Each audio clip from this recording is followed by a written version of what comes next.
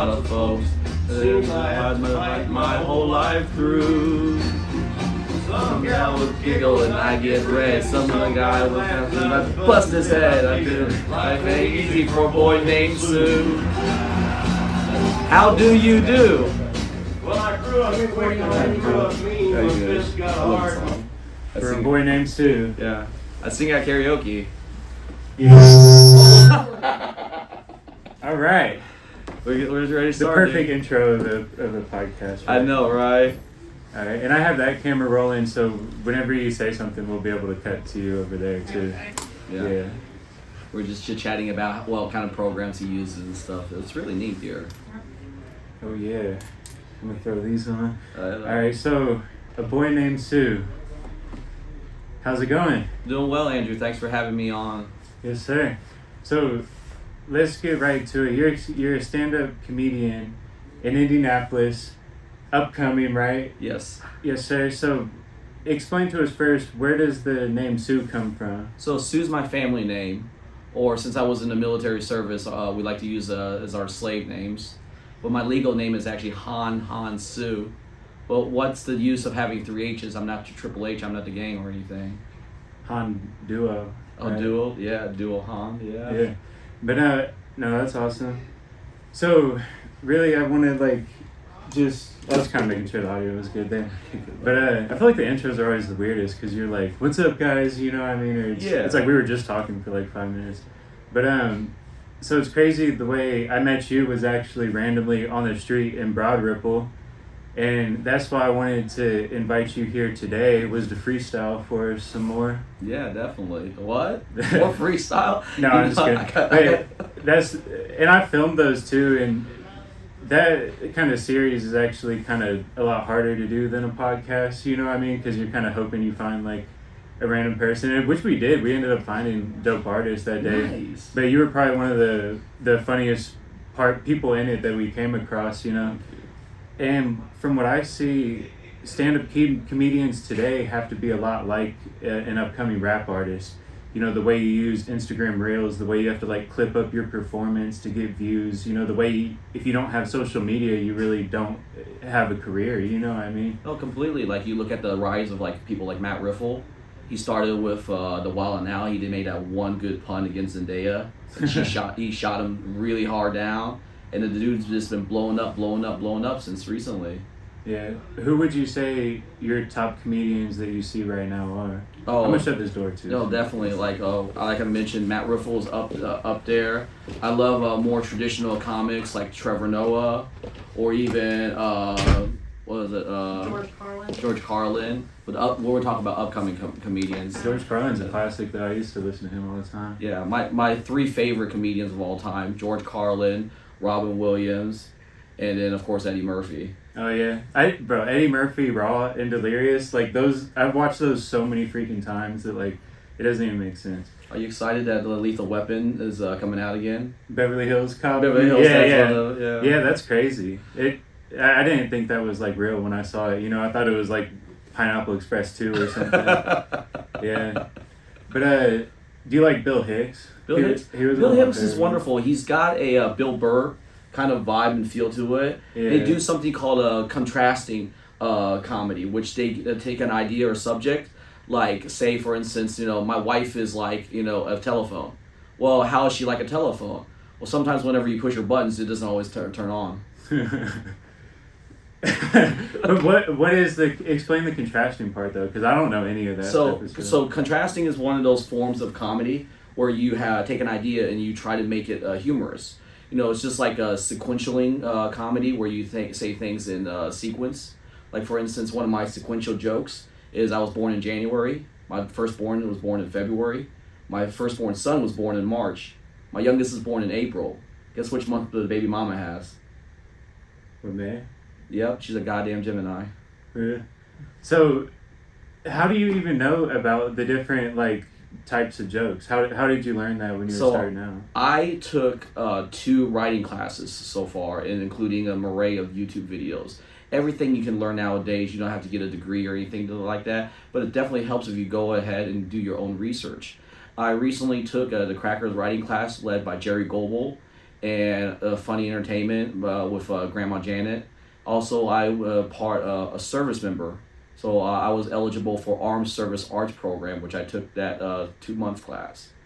It was just one of those unique things. You just, whenever you take classes for stuff, they just show so much to you. No, I definitely understand that, and that's to be like a student of it and to go about it. You know, like you're not like hoping like you accidentally stumble into it. You're like proactively finding the place to learn it. You know what I mean? Completely. I think that's important for people that want to learn, either whether it's audio engineering or comedy or whatever they want to do. You know, you got to like throw yourself in it. You know, and you got to, if you know Crackers is where it's at, it makes sense to do like a course there, you know, or like get your foot in the door somehow, you know.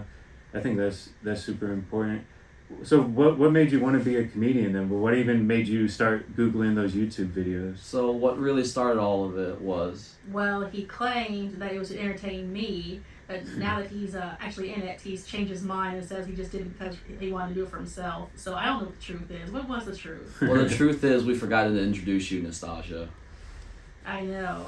Always forgetting me. That's not I'm true. here to make sure that you don't say anything Hanish. Hanish? Okay. Hanish. So it is... He's been canceled twice. And, Has he? I always get the... I was worried a little bit. I was actually worried a little Oh, because you didn't see me post anything for a little bit? So well, no, I'm saying just from our encounter in Broad Ripple, I didn't know what I was getting into either. Oh, you know what I mean? your eyes? Yeah, he's been canceled twice, and I always get the fallout from it. So I'm here to be his handler, make sure he doesn't say anything to get canceled a third time. Well, would you 3 agree? strikes. Wouldn't you agree I've improved since, dear? No. No.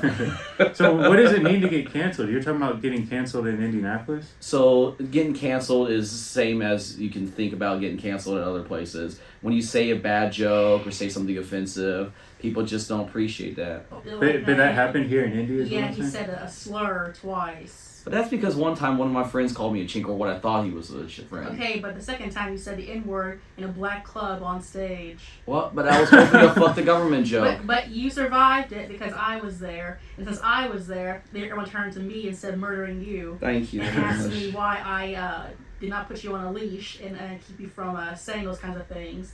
I had to remind them, you're a grown man. I can't control what you say or do. I'm just here to observe.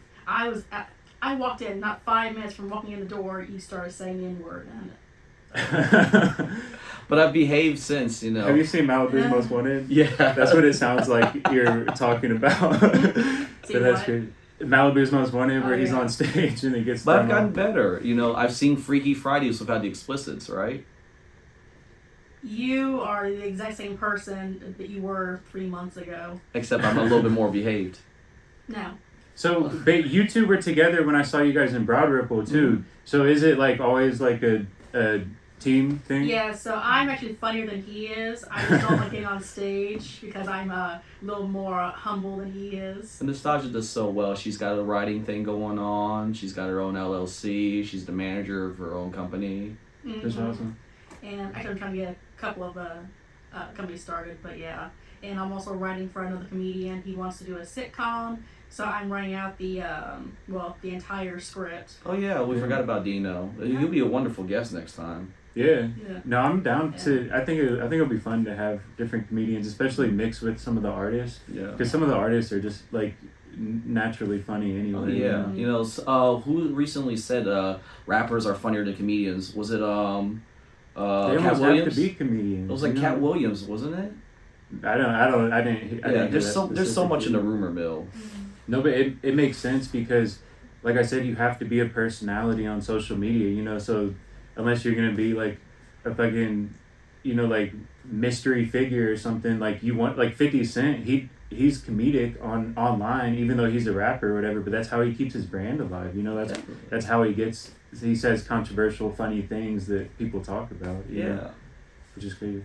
But, you know, one of those things, you know, when you start a comedy, which I myself personally started back in March last year, so I'm approaching my anniversary, and it was just such a wonderful, fun experience when I first got on one of the open mics.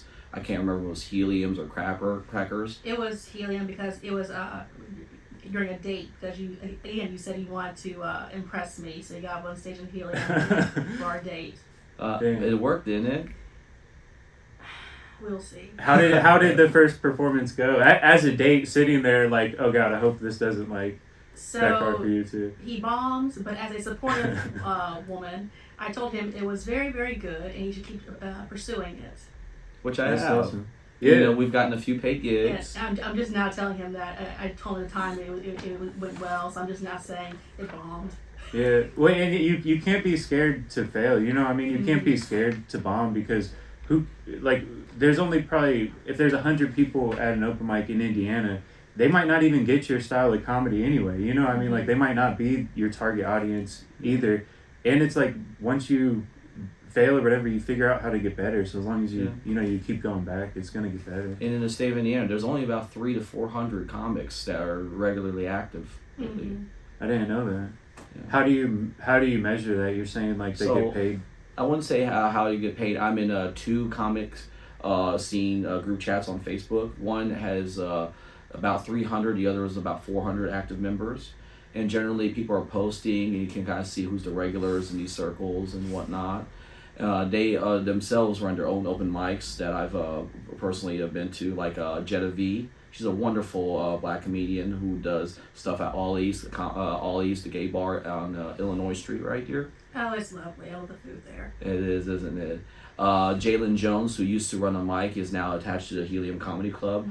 Aisha, Big Booty Aisha, and Mike Shaw, who run It's Funny Entertainment, runs Margarita Mondays at Illusions Bar and Grill on 86th Street. My cousin Oshun runs a monthly open mic at Wonderful Bar and Grill. Mike Goling, he's regularly at the AMP. He's always very active, and there's just so many people doing stuff for the community. Did you Cleophas? Oh, and Cleophas. Yes, we love Cleophas too. Mr. Magoo. And, he and I get along. Have you made up yet with them? We're not bringing this up, darling. Fine. Now everybody wants to know though. Exactly, it's too late. No, now. that's private. Yeah, exactly. Yeah, but I've seen. I remember when like there's Crackers and Morty's and stuff like a long time ago. But it seems like Helium now has been drawing in like huge names. Like I heard just the other night, Michael Blackson was there, and like DeRay Davis and different people have been there. What would you say? Like, is that like one of the hottest clubs in a way? Oh, definitely. Yeah. Between Helium and Crackers, I definitely picked the second tier string. But Helium's, they got a nationwide backing because it's actually a franchise. Oh, okay. So they have that institution that they can support. It's on the circuit of other Heliums. Yeah. But what I always say for artists too is like it really doesn't even matter if there's 10 or 0 people in the crowd. You see rappers go viral all the time where they're on stage making a dope performance video and it's only videographer people in the crowd. You know what I mean? Like there are a lot of examples of that where like you could be performing for 5 people but you get 100,000 views online, just from the content clip of it. But do you love or hate that in a way comedians have to like be their own content person too? Well, no, I don't love or hate it. It's just one of those things that we have to accept in this entertainment industry and whatnot. For instance, Ray Emery Jr., who owns Press Play Lounge, he recently let us start our own open mic, which is on the second Wednesday, aka January 10th. Gotta double check the schedule. And he himself actually did an open mic here in Indy with a young unsigned Wiz Khalifa over 20 years ago, and he heard a young probably an early version of Black and Yellow. Really? Yeah, and that just shows you like how integrated and how networked the community is. Yeah, that's crazy. Heck yeah. It's still recording on there, right? I'm just making sure everything's good. All right, cool. So, yeah. So what do you have upcoming? So upcoming, I'll be at Oshun's Open Mic on 3 January. It's a Wednesday. It is a paid show. 4 January, it's the Crackers Open Mic. It is obviously, tickets need to be bought. Press Play and Lounge is a free open mic down in Brownsburg on 10th of January. And then I'll finally have my first headliner at Saturday, January 20th at the Maryland Rose Center, brought to you by Andrew, a different Andrew, of course.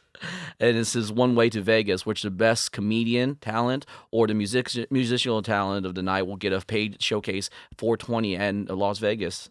I'm waiting for that trip, So I know you're going to win this time. Yes, dear. If not, I want to go to the Quas Spa at the Caesar's Palace. oh, the place that you didn't go to last I time. did go, and I loved it. Oh, so I how want much to go did back. you love it? I mean, I think it's only women, so you can wait outside. But yeah, Oh, that's how it's gonna be, huh? that's how it's going to be. Heck yeah. But that's exciting getting your first headlining one. Mm-hmm. And so you could perform in Vegas. Where would you say the top cities, that you would want to perform as an upcoming comedian? I mean, LA is definitely high up on the list. I've not yet done my first trip to Chicago, but Jerome Sanders, he was kind enough to bring me up there, and I was able to support a uncle in the business and go to one of his shows. New York is always big. Surrounding areas include Louisville, Cleveland, Ohio, Dayton. There's so many places that just has good comedy. I even heard recently Texas is blowing up. Yeah, well, Austin, right? That's Mhm. where you hear of a lot of comedians going. Do you watch like Joe Rogan podcasts or any podcasts about What's his comedy club out there? He's got the one. Mothership? Yeah, Isn't that what it's called? that's a good one. Yeah. Because I never knew he actually started up as a stand-up comedian ever since we were young watching Fear Factor. He's just like this random guy convincing everybody to eat cow testicles. It's like, Yeah. what is going on? Now he's commentating for UFC fights. Yeah. Joe Rogan's a comedian. Oh, Fear Factor. You never watched Fear Factor growing up. There's a lot of cow testicles and stuff like that. Yeah, I don't do reality TV. Yeah. It'd be like, we have 1 million snakes. You have to sit in there for 2 hours. And like 30 minutes in, they're like, well, I'm here. So, have you seen the Dave Chappelle skit of Fear Factor? No. You haven't seen that? No. It's funny as fuck. Let's just do a live reaction real quick. This will be fun.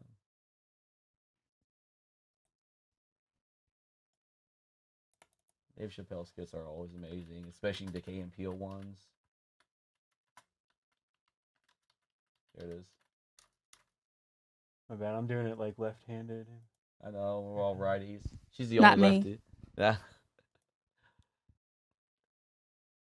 I'm gonna pull it up on the screen. Oh, I've seen this, I think. My name's Rita. I'm from Idaho, but trust me, I ain't no couch potato. Okay. This is from the And Chappelle show. I'm from Boston. I promised my mom I wasn't going to. They actually got Joe Rogan in it too, because they're yeah. friends from comedy. Oh, and stuff. the Hello, Bigger. I heard that I can win a lot of money and I get a pig testicle there with all the fixings. You gotta play to win. yeah. Here is your first stunt. We gotta eat that. I can't eat all of it. You each have to lie in this coffin covered with worms and bugs. The three of you that can last the longest will move on to the next round. Rita, you're up first. Climb on in. All right, we're gonna have to add a few more to the mix. Oh, Joe Rogan, you crazy. Isn't it crazy he went from being a professional like worm dumper to being like the top podcaster? That's one of those silly things. There's an unknown saying in the comedian world: we're naturally whores for the mic. Yeah. And you just never know what's gonna come because other doors open, when you go through certain doors. Yeah. 5 minutes and 42 seconds. And it's all up to you. Lie down.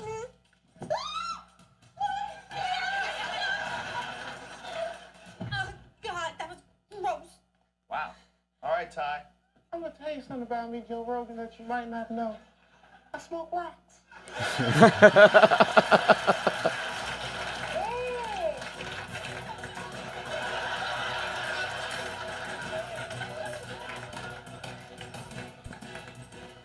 Oh, Dinner Chappelle's time, always Earl. great. You shattered Jeff's time. You can come on out now.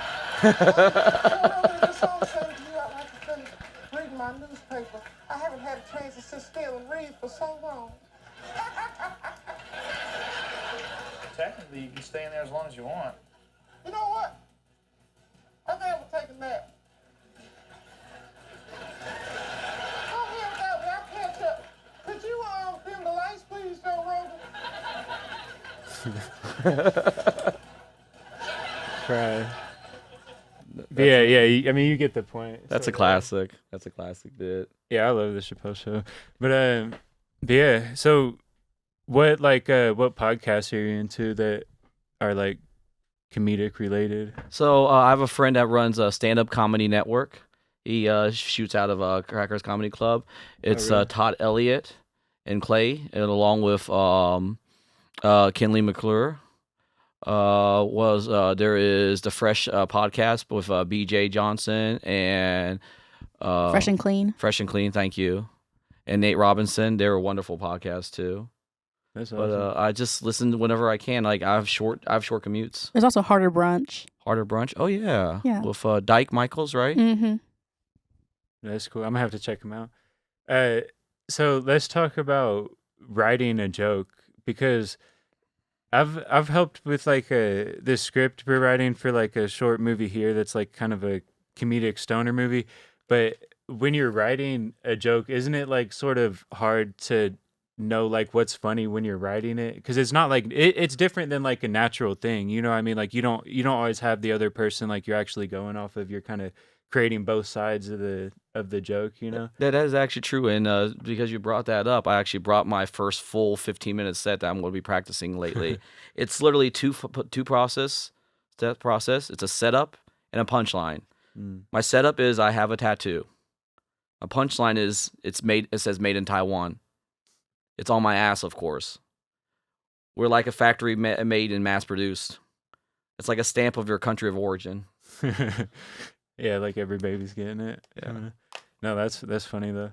But so this setup and punchline, I've obviously heard that a lot, but like kind of break it down. Like how, when you learned it, like how would you like explain it to somebody that's starting out? So for somebody who is just starting out, a setup is just any sort of descriptive sentence that you can, giving the general consensus of what's around you.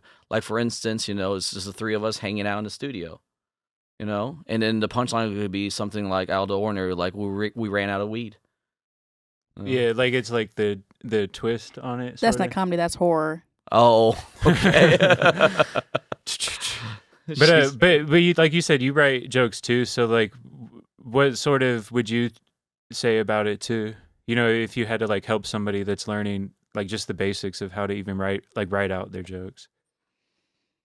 Let me think. I mean, personally, I haven't taken any classes, so I just kind of like imagine. Well, I write like scenes for TV Sitcoms, show, yeah. so I just picture the whole thing in my head and how it should be delivered, the tone and whatnot, and because it's not just what you're saying, it's also like the delivery. So so something could be hilarious on paper, but like if you just give a flat delivery, it's just gonna fall and no one's gonna laugh at it. So Yeah, that's the same with like rap lyrics. If you read the lyrics just like you're reading, it's like it's not how Snoop Dogg said it. You know what I mean? Like so it hits totally different. Yeah, we call it an act out.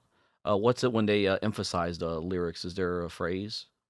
Like just putting your foot in it. I don't know, like just saying it with your chest or something. I don't. I mean, like there are different ways people say it, but like just stop reading it.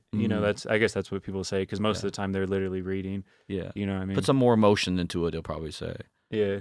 Do you ever go on stage with your notes? Yes, I won't lie. Whenever I feel young and immature, especially at open mic nights, it's completely allowed. People come up with, yes, dear. I mean, I'd say like 80% of the time, 90% of the time, you just go up there and wing it. It's not even anything you wrote down. It's just whatever comes to your head. Just slice of life things, Really? Like whenever whenever you and I finally arrange this get together, it'll follow the rule of three almost because we were scheduling it around Christmas time.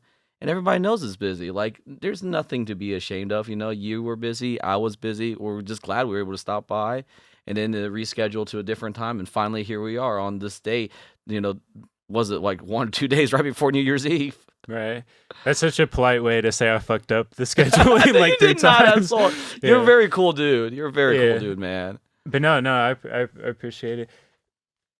Oh, you're good. Yeah. But yeah, so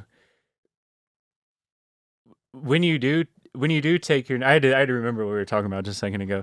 But when you do take your notes on stage, because it could help you, but then it also sets you up to be like, oh no, that one sucks. You know, like you know how comedians like play that into their thing, like Yeah. almost like using a prop. Yeah, definitely. Like some of my more horrible jokes are like jokes about my own ethnicity. Like, what do you call a poor Asian? Chump ching. Well, what do you That's right. what do you call a Or bad chump change. comedian? Just sue. Like, you know. Yeah. No, but yeah. And actually, I used to be a magician when I was like a kid. I would get paid to do shows, and like part of it was like you would have the banter, they would call it, you know, where like you almost always know the crowd's gonna react like one of two ways. You know what I mean? Even when somebody like heckles or whatever, it's not really that many different variations of it, you know, so you can have your kind of your counterpunch there Yeah. or whatever. Yeah, But, musician and magician and comedian were all very similar because what we're doing is we're taking that time from that individual, whether it be one song or a whole show or just a quick set or whatever it might be, and we're thinking for them. We're pushing down, and we're literally, like I said, a setup, punchline. That's the kicker. You know, and when they're knocked down, you know, it's a funny gag, it's an amazing act, it's some bomb ass lyrics. you're sort of taking them on that journey too, because they're following along this story. You know, when you give them the setup, they're like it's like they're watching a movie of like, oh, the three people in the room, they can picture it. You know what I mean? So then it's like you're, you know, like leading their thought in a way, like they're like along for the ride of like wherever you're taking them as an entertainer or whatever. Completely. Like some of the most horrible things as a comedian that could do is just ask open-ended questions. You know, if you're going to ask any questions, it's either yes or no questions, or get them to think and then immediately tell them what they should think. Yeah, and like flip it around, sort of. Exactly. You know, like have different perspectives a little bit. How much do you get into like if somebody heckles you? Do you try to like go at them? I don't try to chase after them too much. I have a few. And then you like give them the spotlight a little Exactly. bit. You know, there's a general rule. You give them like one or two phrases, but you immediately turn it back because remember, this is your time on the mic, and it's your. They're gonna keep doing it if you talk to them too much. or Exactly. something. For instance, some people who've brought friends to comedy contests, they'll sometimes give out the punchlines because what do they want to do? They want to have 5 moments of spotlight, even though you're there to support another comedian friend. You know, it's still one of those things like That's singing. shitty if it's another comedian and you know he's like coming up next or something, Yeah. and he's just trying to fuck it over. That's crazy. Yeah. That happens. Yeah, it's just like, have you been to open mics wherever like artists will start singing and then another artist will get back there and start being their backup dancer, but then outperform the first artist? Yeah, I've heard of artists like performing and then another artist will try to shoot a music video for his other song literally right in front of the other artist, you know what I mean? It can, yeah, I guess it can get shady like that. Yeah. But so have you ever wanted to say something on stage where you have to like, oh, I can't actually say that? Oh yeah, a lot. Very Really? often. I feel like you can say everything that comes to your mind. But that is what a comedy is. It's a First Amendment right. But at certain places, you don't completely express everything that you need to, and there has to be a reservedness in it. So, what is the line then? Well, there is no line Well, because But you don't want to like ruin the set either. You know, like you don't want to kill the vibe, even though like it could be funny to you or something. Maybe Right. like you know it's gonna kind of ruin the rest of your jokes. Maybe if exactly. you We say live in a more liberal world to say, right, dear?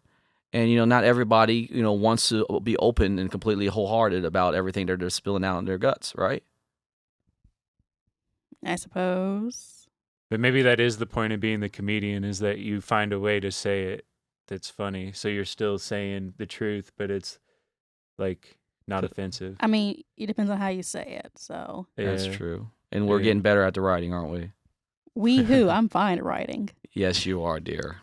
What can you pull a joke out of there that is Yeah. like a simple one? Because I mean, obviously, Yeah. some jokes require more setup. Or Yeah, something. no, I have a joke here that says I identify as an ATM, an American Taiwanese male. I mean, you're kind of missing the chance to use the other meaning of ATM there, Right. regarding women and stuff. That is true, but that can build into another whole Mhm. different set. I'm also your tonight's PSA, public service agent. Other acronyms that we were good at, dear. AMBW. Do you remember that one? Asian men. Say it. Bored women. How about BWAM?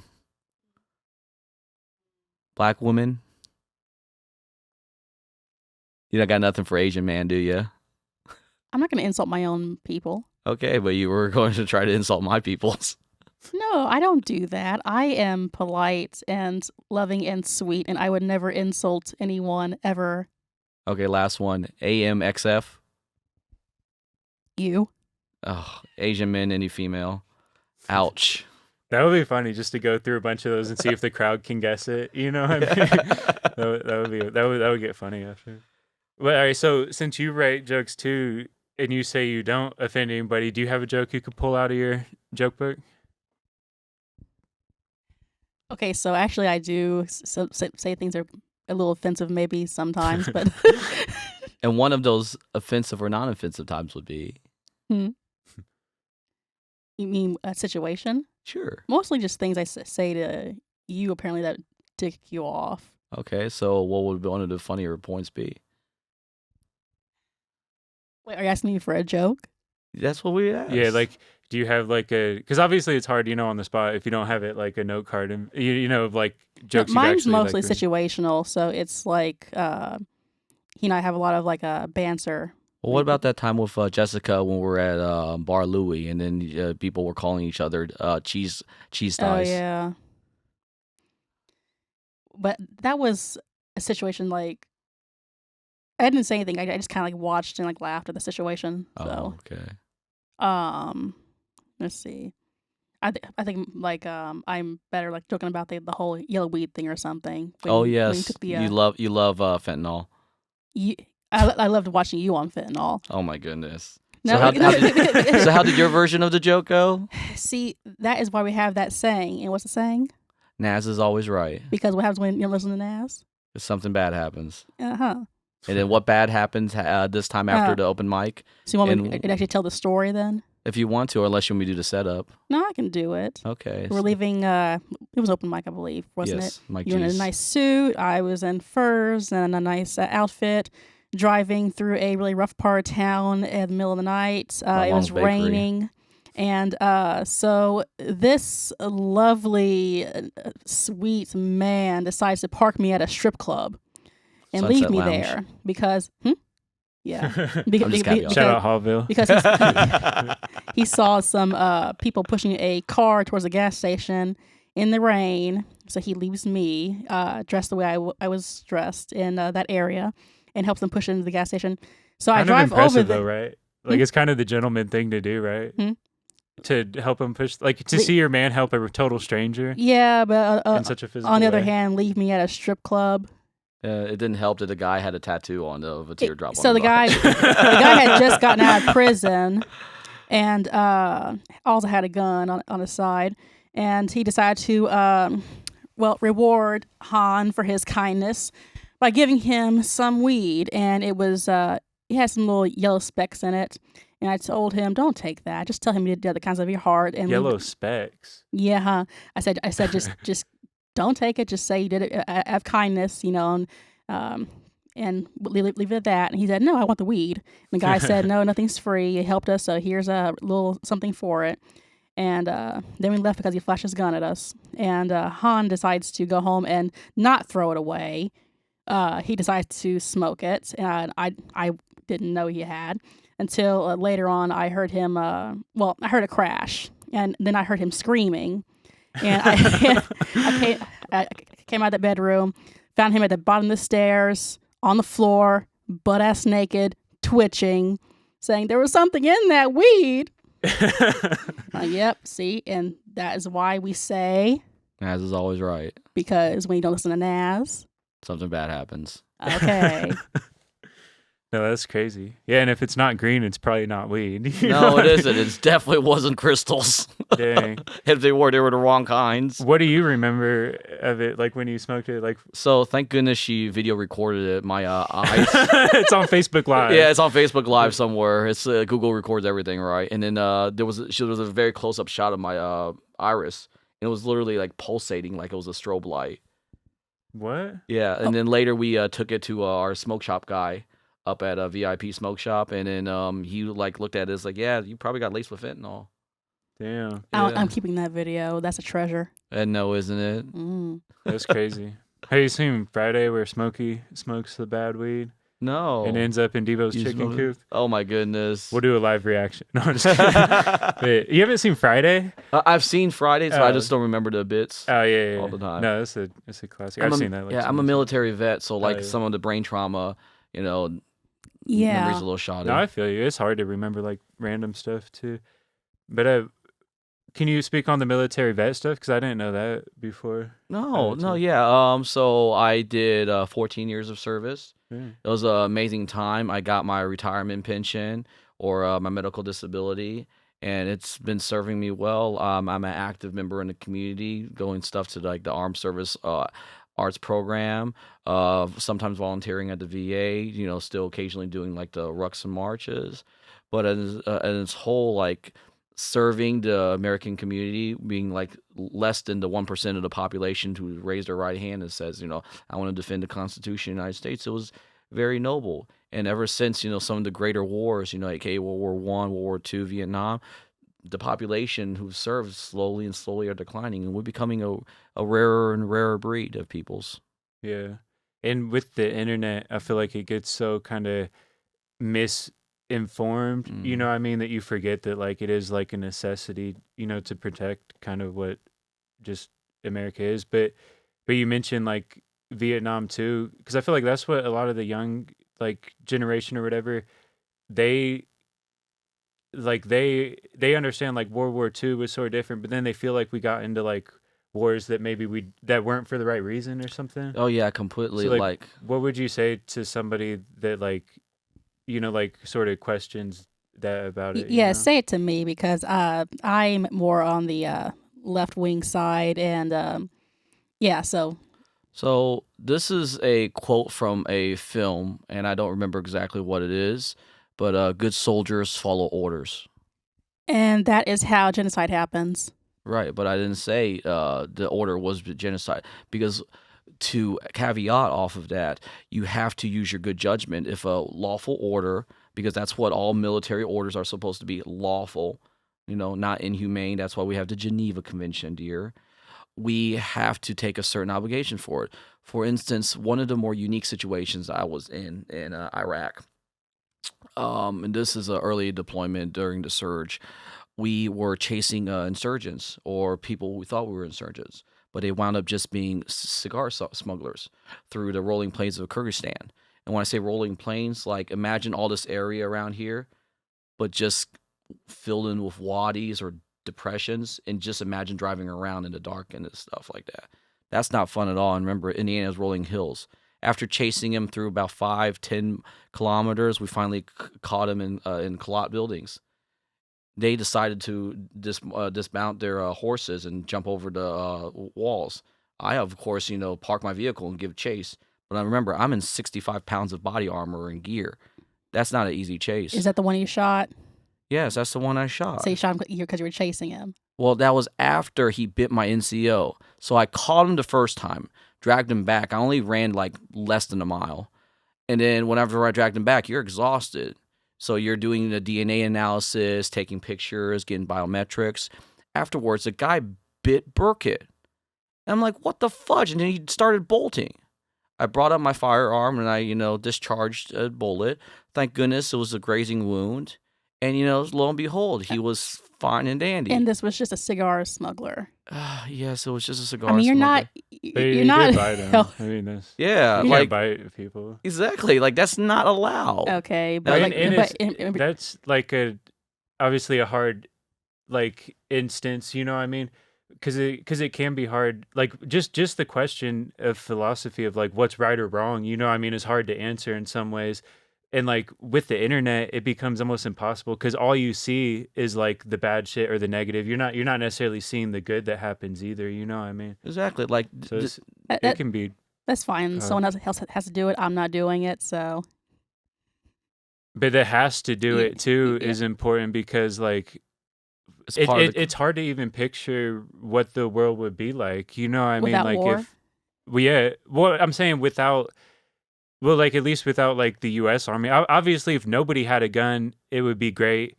You know what I mean? But like because some people do have guns, you know, it takes like good people with guns too. You know what I mean? I don't know. I'm not really on one side or the other. You know what I mean? he's I'm playing just- defense. Yeah. You know, Yeah. I was playing the right wing. Of You were course. playing the left Yeah. wing. You know, we're balancing.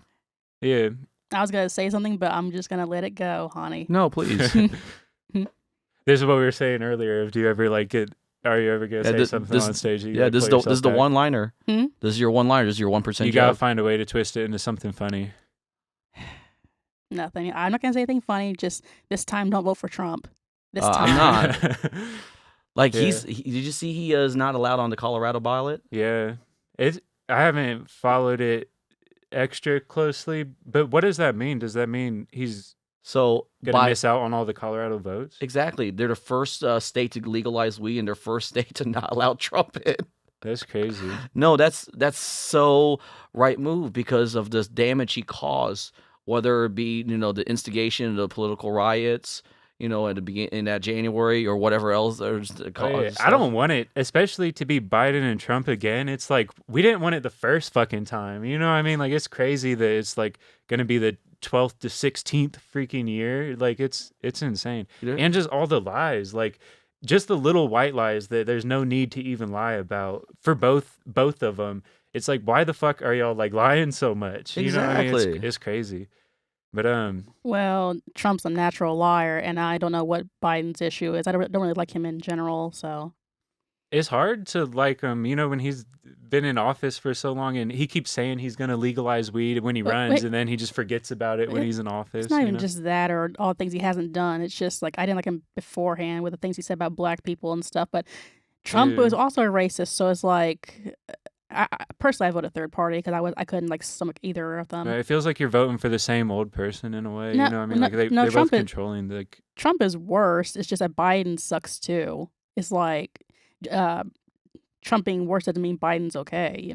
Right. Yeah, and that's what Oh, so many but people again, say. At least I didn't vote for Trump. Yes. Okay. Thanks for stabbing me with I'm that. not stabbing you. I said stabbing me with that fact. Okay, it is a fact. I know. So, real quick before we move on all the way, what advice would you give to somebody starting out in the service? Because you did a long time. You know what I mean? So, like, Oh. just personally, what advice would you give to somebody watching this that might be starting that journey? Shut up. Keep your head down. Blend in with everything, your surroundings. You're literally wearing the same thing as everybody else. And don't make yourself a target. You get told what to do, when to do, how to do it, and what time to do it. It is the easiest job in the world. The only thing that's deterring about it, there's some long-ass days. Again, like just doing whatever you're told does not make it sound appealing. That, But shh. but That that wasn't is even a real too, joke. because that's what a lot of people, especially in this generation, they don't want to be told what to do by school or like by parents or by anybody. You know what I mean? It's like It's not about being told what to do. It's a matter of being told what to do by someone who's giving you a gun and saying to hurt someone. right. But that's not always the lawful order. Yeah, but like people don't always do what they're supposed Or to if do. you don't understand like why they're sending you on a mission or something. Mhm. I see it from both. But as ways. you raise up in the ranks, you develop more knowledge and experience, and the picture becomes much more clearer. Yeah. No, that's cool. Cause yeah, with any issue too, it's never like just one sided. We're like, oh, it's all the way evil. You know what I mean? Most of the time it's like humans involved, and like with humans, like they're not all evil. Like sometimes they'll have like they're either like good intentions or like, it's just not all one way or the other. Oh you yeah, know what I mean? completely. Like there's a gray area. Yeah, exactly. That's with anything though. Yeah. That That's just doesn't life. take away from the bad though. Yeah. No, obviously it'd be good to have less war in the world. So this podcast was supposed to be about comedy, and now But now we went to political. yeah. This is where we cutting this into a couple of bars. How do we get onto this? Start talking about you being in the military. Yeah, that's Yeah. how it turned out to be. Did you find yourself like trying to crack jokes in the military? Oh, 'Cause yeah. sometimes it's things like that that bring out maybe like a funny side. You know? Exactly. Like, I cannot remember how many times I was sending a private to one of my fellow NCOs saying, hey, go give me a pricky 6. Okay, well, what's a pricky 6, Sergeant? It's like, oh, wait till you tell him that. That's like last night. There was a band in here, and I told my session it was the Red Hot Chili Peppers, and they like came in trying to get their pictures, and were like, "I fucking love the Red Hot Chili Peppers," but they didn't realize it wasn't them. It's crazy, but no, that's cool. And you probably meet a lot of people, right? Like some jobs you don't get to be around a lot of people, but the jobs where you do interact with people, I feel like it just like opens your mind to like Completely. different ways of One of my being. favorite duty stations was Schofield Barracks, Hawaii. I was on the General Fuller's PSD, or Personal Security Detachment, doing linguistics, and I was invited to talk to other foreign dignitaries. And the only thing they told me to not tell the Chinese people was I'm from Taiwan, because of the whole one true China policy. But other than that, whenever the meet and greets were done, I was getting a credit card, and I was swiping money to get drinks that night. Really? Okay.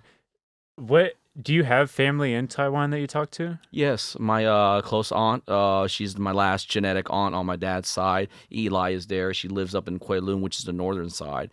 And I have some family members that actually live facing towards China. And there is some heat and tension around that area. Really? I mean, I know like the very basics of it, but I don't know anything of like the specifics of really Yeah. any of it. Have you ever been there? Yes, I actually grew up in Taiwan until you I was did? 5. Oh, I I didn't didn't. immigrate here until I was 5 or 6, back in the 89. What do you remember? Because obviously that's like a young age, but like what do you remember from Oh, your I time there? still remember quite a bit. I was in Kowloon recently, back in 2017. But it's such a beautiful country with rolling hills and modern amenities with Taipei 101. It's what you would imagine from like a home country of a home country that's just modernized in this day and age. Yeah. I feel like a lot of, not just Taiwan, but like a lot of countries get like a weird reputation in America where like when you go there, it's probably like different. You know what I mean? Like it's especially being like probably more modern in some ways because Taiwan has a lot of the tech advancements, right? So like it's really like an advanced It tech is. city too. Like at a certain point in time, I think 80 to 90% of all super processor or microchips was made in Taiwan by was a Foxconn. And to elaborate more about the difference in the cultures, we have a very avid nightlife, especially in around bigger cities. But in harboring ports like Kowloon, where I was born, we have something called night markets. So imagine like every night, people will bring out their little wheel carts or their food trucks, and they would just be cooking up and down these streets. And these streets will go on for like blocks, like 5, 10, 15. You imagine just getting like this big ass bowl of prawn shrimps for like less than $5 or $6 American. That's It's- crazy. Yeah, And I'm sure there's like music and all that stuff going on too. That's, completely. do you know of any artists from there? Oh no, unfortunately, I wish I listened to more music. Isn't Jay Cho from there? Yeah, you know about Jay Cho? Yeah, I used to listen to a lot of Chinese, Taiwanese, Japanese, Korean music. Now, is he actually Taiwanese or is he Chinese? I'm pretty sure he's Taiwanese. Well, remember, you also have a K-pop boy band phase. It wasn't a phase. I just thought they were attractive. Oh, okay. Is that And why I was I'm still a here? teenager. What? That was before it was popular. He's That was your- like what 10, 15 years ago. Oh, Back okay. before everyone knew about it. Oh, okay. When It it was sucks cool. now. Like, yeah. No, that's tight though. I was just wondering because I haven't been even outside the U.S. like all that much. Like it's like rare. You know what I mean? we But we I still wanna, need to like, go see to the the world. Chicago trip. You Like, said Chicago? yeah, like Yeah. February I 6th, love 7th. Chicago. I've been there a lot to work and stuff. And for comedy, it's probably one of those where you could find 5 open mics in one night. Oh, You know what I yeah. mean? And just go boom, boom, boom. Yeah, but can you imagine us, you and me, just go light up Chinatown, just go eat some really good dim sum, Hell yeah. blow up some fireworks? Yeah. No, and have you ever been to New York? Oh, yes, lovely place. Yeah, New York's Big cool too. Big Apple. Yeah, it smells weird, but it's awesome, man. Especially for like I remember I read Kevin Hart's audio book or whatever, and he Yeah. talks about like leaving Philly to go to New York just to do open mics and doing like multiple in a day and stuff. Oh yeah. But it seems like at least there, especially if you get content at each one, you're gonna get in front of way more people just in general, And Yeah. yeah, but yeah. Do you have a plan to go like to Chicago anytime soon? No, not soon. Yeah. I do have a dream in the future. One of the America's oldest comedy clubs is called Ice Bar, and it's out in the Cali area. I would love to perform up in that stage. Yeah. I thought we were going for Chinese New Year. Well, we're gonna go to Chicago, dear. Yeah. So we're gonna plan that out for February. When is it? It's February? February, either the 6th or the 7th. I'm that bad of a Chinese person that I'm Taiwanese. Yeah. But no, that's cool. Do you know who Jimmy O Yang is? Oh, Jimmy Yang is wonderful. He's from. I read his audiobook too. It's Yeah. fire. And then he was on was it Space So- Force? Yeah. Silicon Valley. Silicon Valley. Yeah. His stand up is wonderful stuff. Yeah. I'm a fan of his. Yeah, his audiobook too, just how he like it talks about life too, but he's really funny, like just in that and stuff. No, he's definitely a big So- brother in the comedy circuit. I have much respect for a guy who can headline and close out a civic center like that caliber. Yeah. If you could open up on the road for any comic right now, especially like a realistic one, because obviously Yeah. it'd be tight to open for Dave Chappelle, but Yeah. there's probably a longer list. You know what I Yeah. mean? But who would you choose if you could open up for like any big comedian right now? Like you said, the Jimmy Yang is good. Ronnie Chin from The Daily Show. He's such a cool Australian actor. There's a guy named Cho, Derek Cho out there. He's a LA based I know who he comedian. is, Yeah. And then Derek Mio is also out there in the circuit. I can't remember if he's West Coast or East Coast. But there's so many lists. Like I would love to open up for my fellow Asian comedians, but like in reality, if you're bigger than me, that's my whole job to open up for you, isn't it? You never turn down a gift horse. Yeah, they say it's almost harder to open up too, and I've seen that in music too. Like I've seen artists pay thousands of dollars to open up for a performance where not one person gives a flying fuck that they're there. You know what I mean?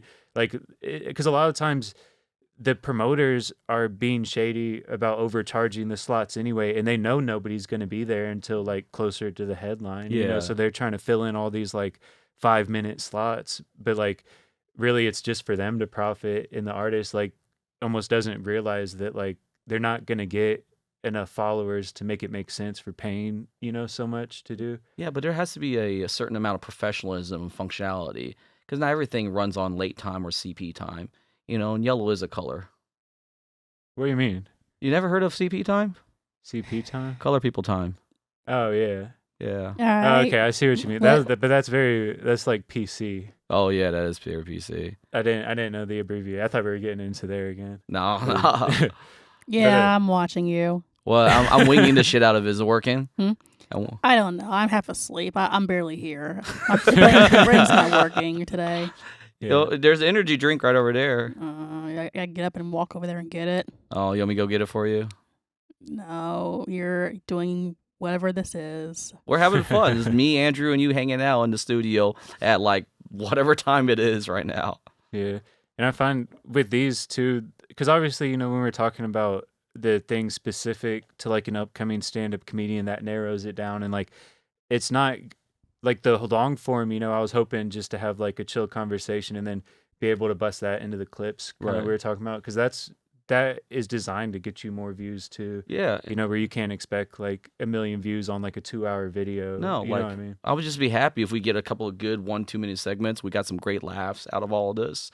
You've been a wonderful host.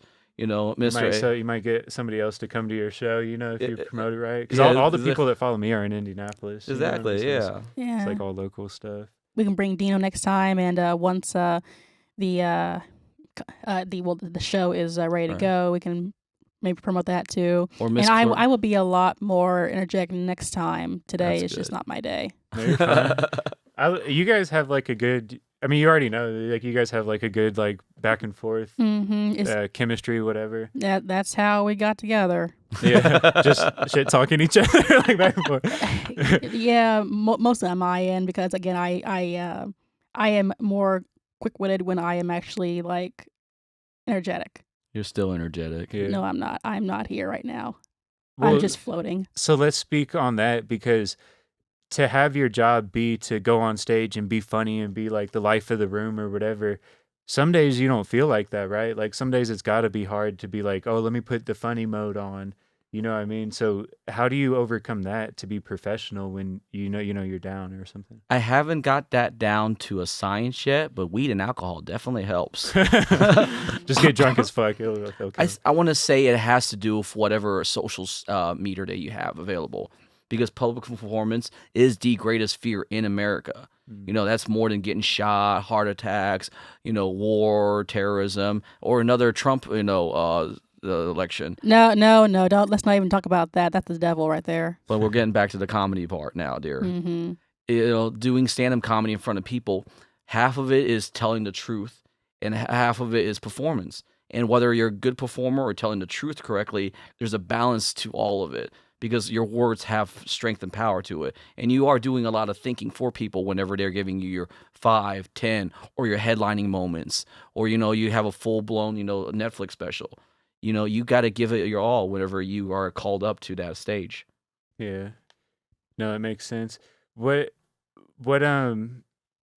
so how do you deal with like the not failure, but like how do you deal with maybe you bomb or you're not seeing the return that you want? Because with artists especially, they'll drop a lot of music and not see almost any like positive return back, so it can be real discouraging to work for years, without seeing like the Netflix special success, Yeah. Well, this goes back to probably some of my military training. I used to be a master resiliency trainer, giving me like a really, really basic associates in psychology. You hunt the good stuff. You look for the silver lining. You activate. You time it right, and then you do your actions based on it accurately. Public expectations. One in how many hundreds of thousands only make it to that level. But if you love your art and you own it and you respect it, you continually update and refine your craft. I like that, the updating, because sometimes like I work with artists. I don't see comedians all the time, but I'm just assuming it's probably the same, where like it's hard to be objective. It's hard to say like, oh, this joke wasn't as funny as I thought it was, or like maybe I didn't perform it how I pictured it in my head, so they're not really seeing what I saw in my head. You know what I mean? Yeah. So like how do you feel like you kind of like overcome that in a way? So that's when it comes to your cliques and your teams that you are, or your friends within the comedian circles. Like, don't run solo. Being a comic is one of the hardest things, much like being an artist, because you're out there by yourself. Yet you're able to step back after the show's done and you can talk to your friends and peers, looking at your tapes, see how the laugh track goes. Is it the right flow? Has a good rhythm? Did this joke do better than that one? Should you have restructured this joke? Should you have resequenced some of the jokes? There's so many things that could have gone right, but enjoy what has gone right for the night. You got your set done. So it seems like a good 60% is just networking well. So Sure, we'll go with that. So you can it is good. You bounce your ideas off of people who are more experienced and stuff, and The people benefits of a good network. people who can give you like a time on stage with people that they know that you don't know. Yeah, like Yeah. I run a very private, funny people of Indianapolis groups, and there's at least 25 to 30 people in that group, and all I ever do put on there is active promos for open mics of different areas, ranging from Westfield, Anderson, all the way as far south as Greenwood, or even Edinburgh. Yeah. I still need to go up and see Jimmy Shaw's show, The Blind Tiger Comedy, on Wednesdays. Yeah. No, that's awesome. Because the power of a network can really make or break you. That's like what they say. It's who you know. Because, and it's not just them like giving you the golden ticket. You know what I mean? But it like comes from like all the benefits of being around it. You know what I mean?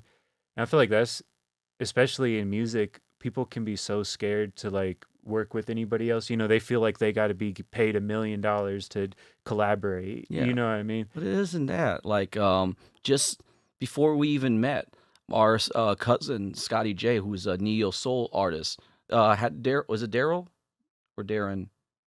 I don't know who you're talking about. There's a sound engineer. Here? Yeah, it starts with D. Dre? Dre, yeah. Yeah. You know, she recorded with Dre. Oh, really? Yeah. Yeah. You Yeah, know, it's a small world, and especially like you said, that's so awesome to help get like that network literally of just like this is to find out where to go. You know what I mean? Because for an artist, you don't even know what open mics are in Indianapolis. You know, it can be hard to find who the other top artists are. You know, Mhm. so just being networked in is awesome. What and I don't want to hold you if you got to be if I don't know you know what the time yeah, is. no, we're just having a blast. Oh yeah, see, because you said you had 7:30 Yeah. tonight. Yeah. That's awesome. This is like going to radio before your thing, except probably it's for sure not gonna be live before your thing. Yeah, it'll be all right. But being able to stack that up, Definitely. you know, like that just shows how much you're willing to work. You know what I mean? Oh yeah. Because it's for sure not easy. And to build your online stuff, what do you recommend to somebody that wants to be a stand-up comedian? How do you recommend they go about the social media stuff? For the social media aspect, customer was a fan engagement is huge because you have those people who love your jokes, want to see you in the next perform, and just knowing what your jokes are good for them. You know, it's very difficult, you know, sometimes to, you know, rewash it and then repackage it for a new audience. And do it a lot because I've noticed that like I'll wake up and he'll already be awake on his phone and it's just start the day off with like messaging people and like posting jokes and whatnot. So it's just yeah, it seems like a lot of work to keep that network going and build it up to a larger degree. Yeah. It's a lot more than just the stage time. It's like 10,000 hours outside the stage time to get 5 minutes on stage or whatever.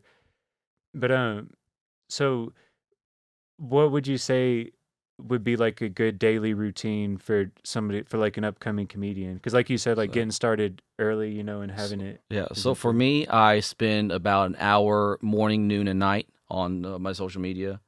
You know, because I don't want to do any more than that because that would just be excessive in my opinion. I'd say it's more than that because even like if we're in a restaurant or something, I'd look over and like you're texting over your food or something.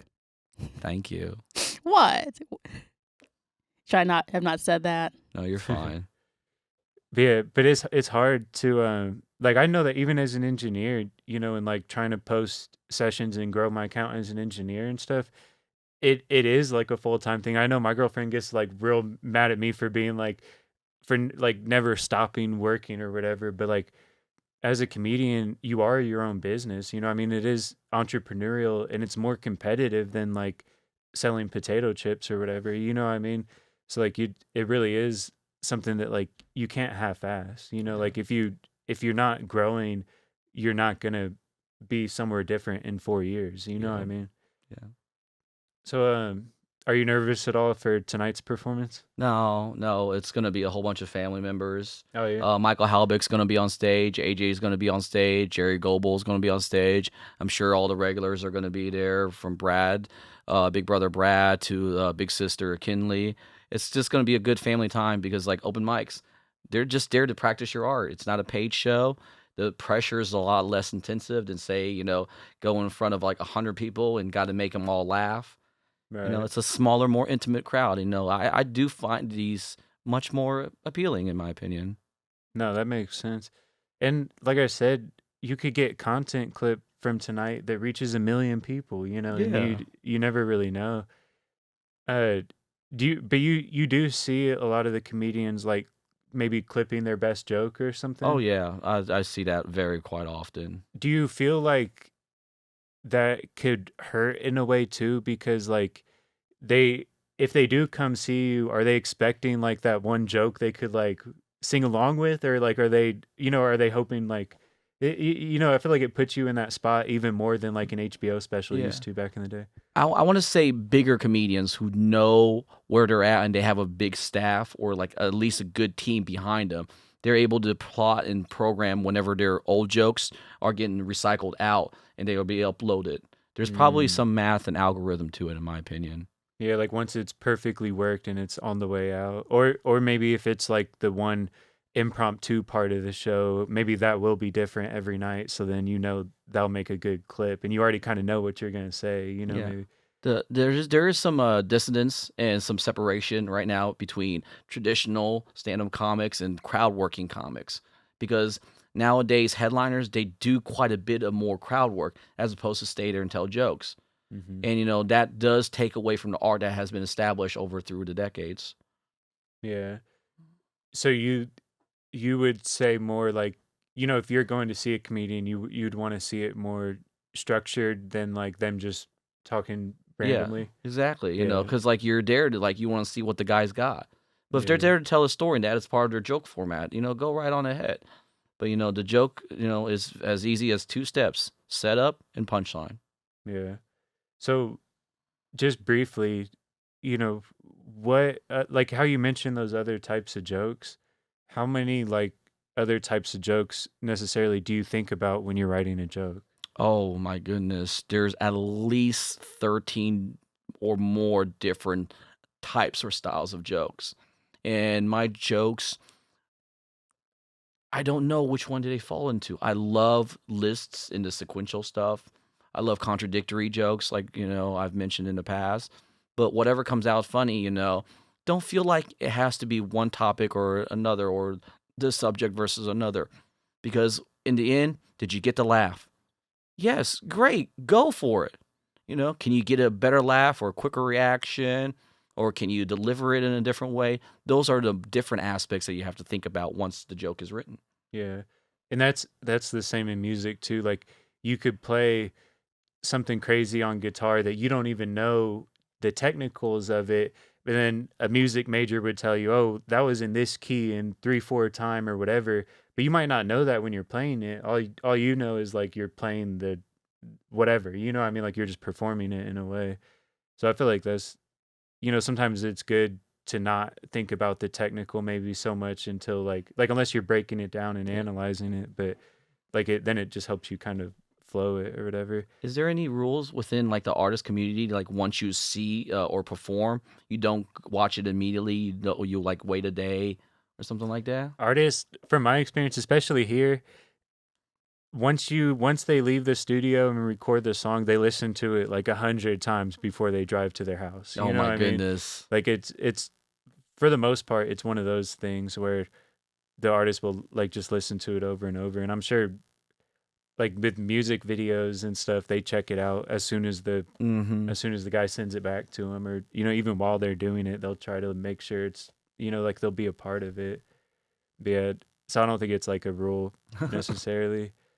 Yeah, that's in the stand-up comedian stuff. They tell you to wait. Yeah, definitely wait, because once you get off that adrenaline high of doing a really good set, or if you did bomb that night, you bombed that night. Don't look at the stuff immediately. Wait a day, a couple of hours later, and then listen through and go through this the laugh track and then your jokes. So when you say laugh track, you're recording every set?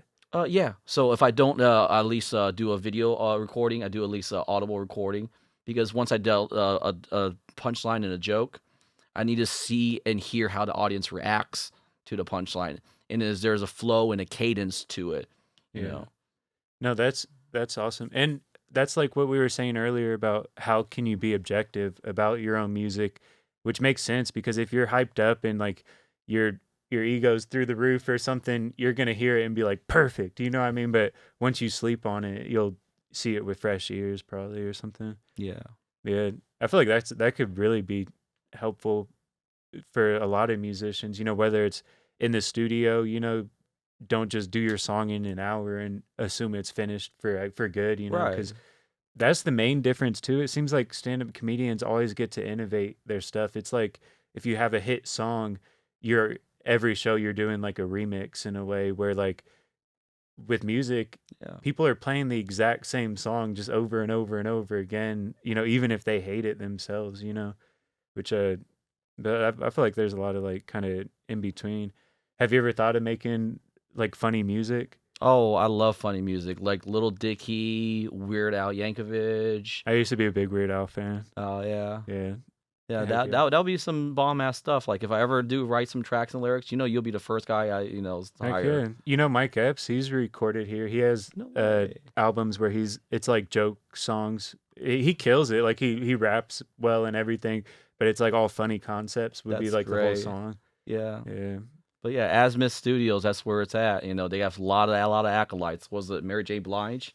She was one of the bigger names Yeah, out there. Mary J. Blige, Migos, Eminem, Snoop Yep. Dogg, which is cool.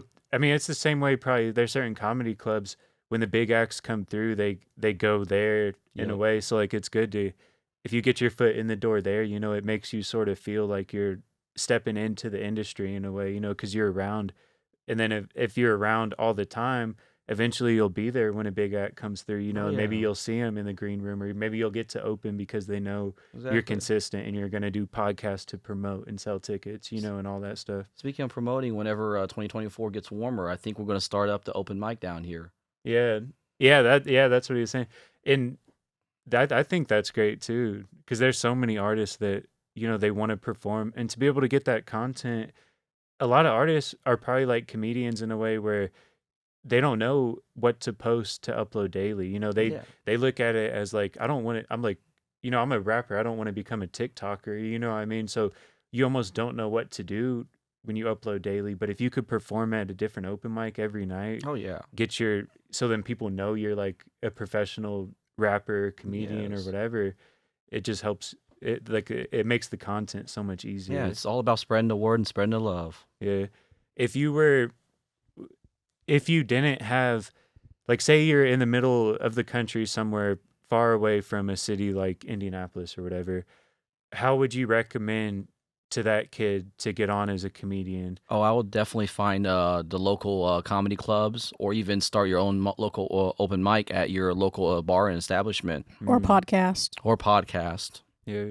But I like that because that's even more entrepreneurial, because then maybe you could end up making money off of it, where if you're just an open micer, it could be a long path how you're going to make money doing it.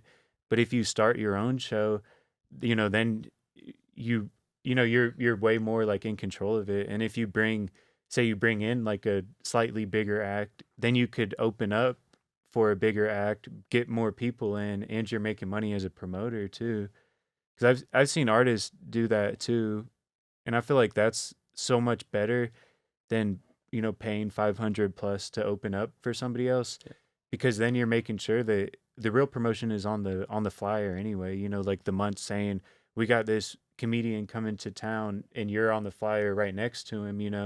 Then it just like really that's gonna help boost you up more than one video would. You know what I Definitely. mean? Definitely. Because it's like weeks of promotion in there. Yeah. But yeah, is there any, so I know I already asked this, but let me just ask it again. What makes you want to be a comedian? Like what's your why for why you do it? My goal and my reasoning for doing this is I love making people laugh. I love seeing the smiles on people's faces and just brightening the day up in this day and age that we are going into 2024. We could do with more laughs. That's facts. All right. So then just as a person, what would you want your legacy to be? Oh, if I could leave a legacy behind in the comedic world, it would be that I left my mark, and we've had some greats pass away this year. Joe Hausman, locally, Big Mike Trees. I would, if I could be brought up in a conversation with some of these guys, I would be forever humble and proud. No, that's awesome. What about you too? Because you're You want to be a part of this show, too. yeah. You want to be that good showrunner. You're going to be the next big.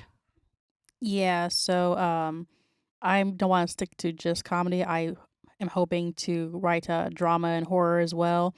So I want to create works that are different from what's out there right now, because I feel like a lot of things on TV are just kind of like copies of each other and not too many original ideas. Mm-hmm. So Remakes and stuff. yeah, so I want to add something new and fresh to, well, entertainment, and hopefully that encourages others to put their ideas out there and just improve the whole overall industry.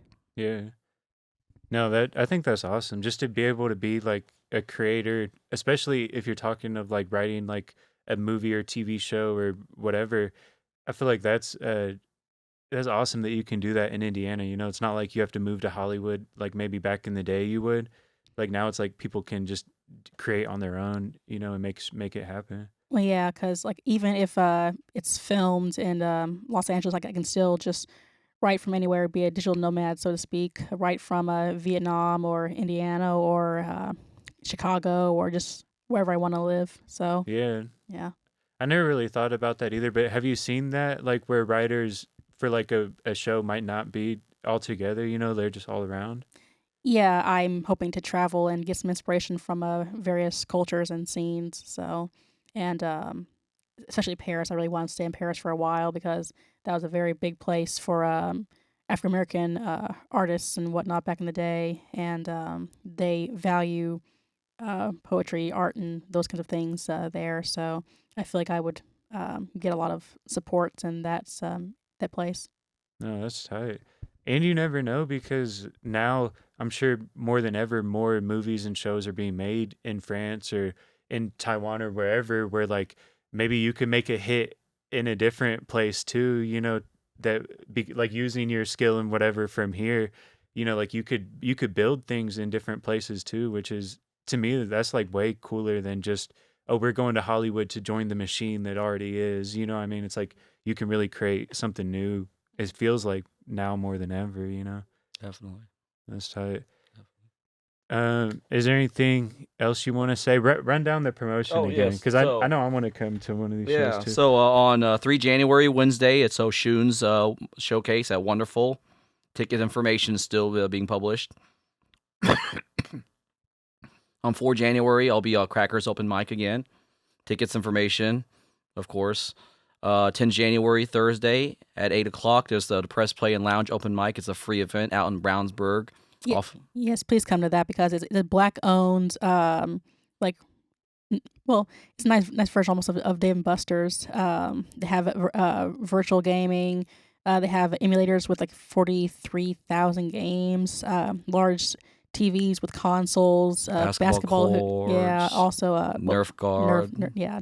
It's What? it's yeah, Nerf what? Nerf Wars. Oh, Nerf what? Uh-huh. Yeah. You know, not the darts, the little balls. Yeah. Yeah. Yeah. And then we're going to have a private karaoke party because I'm turning 41 next month.